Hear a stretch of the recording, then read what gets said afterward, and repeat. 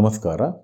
ಮಾಲಿಕೆ 5, ಪುಸ್ತಕ ಪರಿಚಯ 24, ತಿಂಗಳ ವಿಶೇಷ, ಸರಣಿ ವಿಶೇಷ, ಅಮೀಶ್ ತ್ರಿಪಾಠಿ, ಎಸ್ ಉಮೇಶ್ ರವರ ಶಿವಸರಣಿ. ಪುಸ್ತಕದ ಹೆಸರು ವಾಯುಪುತ್ರರ ಶಪಥ. ಲೇಖಕರು ಅಮೀಶ್ ತ್ರಿಪಾಠಿ. ಅನುವಾದ ಎಸ್ ಉಮೇಶ್. ಅಭಿಪ್ರಾಯ ರಾಜು ಹಗ್ಗದ. ಓದುತ್ತಿರುವವರು ಆರ್ ಪಿ ರಘೋತ್ತಮ. ಸೋಮರಸ ಹಾಗೂ ಆತ್ಮೀಯ ಗೆಳೆಯ ಭೃಗು ಮಹರ್ಷಿಯನ್ನು ಹುಡುಕಲು ಹೊರಟ ಶಿವನಿಗೆ ಭೃಗು ಮಹರ್ಷಿ ಸಿಗುತ್ತಾನೆ. ಸೋಮರಸ ಸೇವನೆಯಿಂದಾಗುವ ದುಷ್ಪರಿಣಾಮದ ಕುರಿತು ವಿವರಿಸುತ್ತಾನೆ. ಸೋಮರಸದ ಕೇಂದ್ರಗಳು ಮೆಲೂಹದ ದೇವಗಿರಿಯಲ್ಲಿ ಇವೆ ಎಂಬ ಮಾಹಿತಿ ಶಿವನಿಗೆ ತಿಳಿಯುತ್ತದೆ. ತನ್ನ ಮಾವ ದಕ್ಷ ಮಹಾರಾಜನ ಕ್ರೌರ್ಯಕ್ಕೆ ಅಲ್ಲಿಯ ಜನರು ನರಳಾಡುತ್ತಿರುತ್ತಾರೆ. ನಾಗಾ ಜನಾಂಗದವರನ್ನು ದೂಷಿಸುತ್ತಾ ಅಲ್ಲಿ ನಡೆಯುವ ಎಲ್ಲ ಕೆಟ್ಟ ಕೆಲಸಗಳಿಗೆ ನಾಗಾಗಳನ್ನು ಹೊಣೆ ಮಾಡುತ್ತಲೇ ಬಂದಿರುತ್ತಾನೆ ದಕ್ಷ ಮಹಾರಾಜ. ಆದರೆ ದಕ್ಷನ ವಿರುದ್ಧವೇ ಯುದ್ಧಕ್ಕೆ ನಿಲ್ಲುವ ಮೂಲಕ ಶಿವ ಸೋಮರಸದ ಕೇಂದ್ರಗಳನ್ನು ನಾಶ ಮಾಡುವ ಶಪಥ ತೊಡುತ್ತಾನೆ. ಅದಕ್ಕೆ ಮತ್ತಷ್ಟು ಬಲವಾದ ಕಾರಣವೂ ಅಲ್ಲಿ ನಡೆಯುತ್ತದೆ. ಅದನ್ನು ಓದುಗರು ಓದಿಯೇ ತಿಳಿಯಬೇಕು.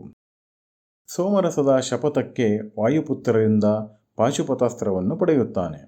ಕೊನೆಗೆ ಕೈಲಾಸ ಪರ್ವತಕ್ಕೆ ಬಂದು ವಾಸಿಸುತ್ತಾನೆ ಶಿವ.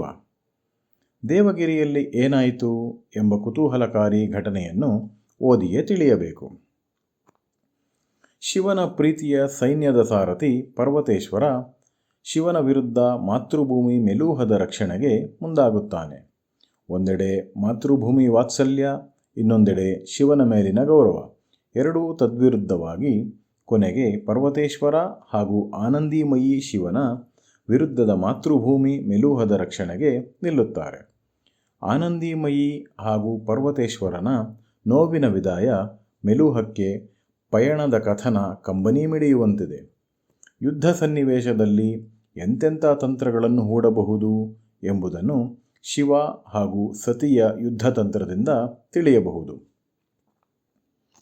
ಅಯೋಧ್ಯೆಯಿಂದ ಮೆಲೂಹಕ್ಕೆ ಹಕ್ಕಿಗಳು ರಹಸ್ಯ ಪತ್ರಗಳನ್ನು ಕೊಂಡೊಯ್ಯುತ್ತವೆ ಎಂಬ ಕಾರಣಕ್ಕೆ ಸರಯೂ ನದಿಯ ದಂಡೆಯ ಮರಗಳ ಮೇಲೆ ಸರದಿ ಪ್ರಕಾರ ಹಕ್ಕಿ ಕೊಲ್ಲಲು ಯೋಧರನ್ನು ನಿಯೋಜಿಸಿದ್ದ ಕಾರ್ತಿಕ.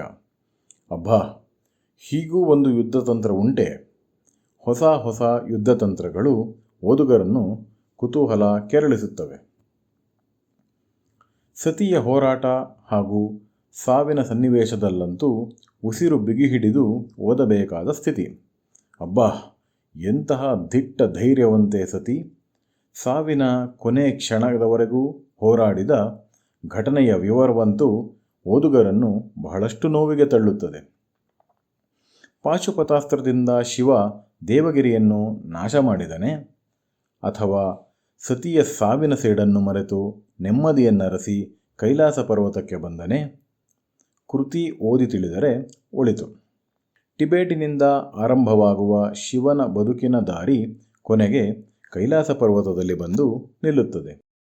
ಯುದ್ಧ ವರ್ಣನೆ, ರಾಜಮನೆತನದ ಗೌಪ್ಯತೆಗಳು, ಯುದ್ಧ ತಂತ್ರಗಳು, ನಿಷ್ಠೆಯ ಮಂತ್ರಿಗಳು, ಸೈನಿಕರು, ಶಿವ ಕೈಗೊಳ್ಳುವ ಸಮಯೋಚಿತ ನಿರ್ಧಾರಗಳು, ಸತಿಯ ಉಪಾಯಗಾರಿಕೆ ಎಲ್ಲವನ್ನೂ ಇಲ್ಲಿ ಕಾಣಬಹುದು.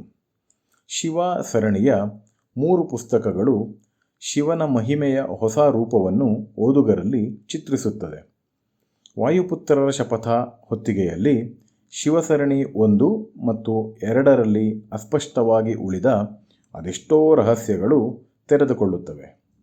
ಓದುತ್ತಾ ಸಾಗಿದಂತೆ 600 ಪುಟಗಳ ಪುಸ್ತಕ ಮುಗಿದಿರುವುದೇ ಗೊತ್ತಾಗೋಲ್ಲ. ಶಿವಸರಣಿಯ 3 ಹೊತ್ತಿಗೆಯ ಅನುವಾದ ತುಂಬ ಸೊಗಸಾಗಿ ಮೂಡಿಬಂದಿದೆ. ನೀವು ಓದಿ ಖುಷಿಪಡಿ. ಧನ್ಯವಾದಗಳು.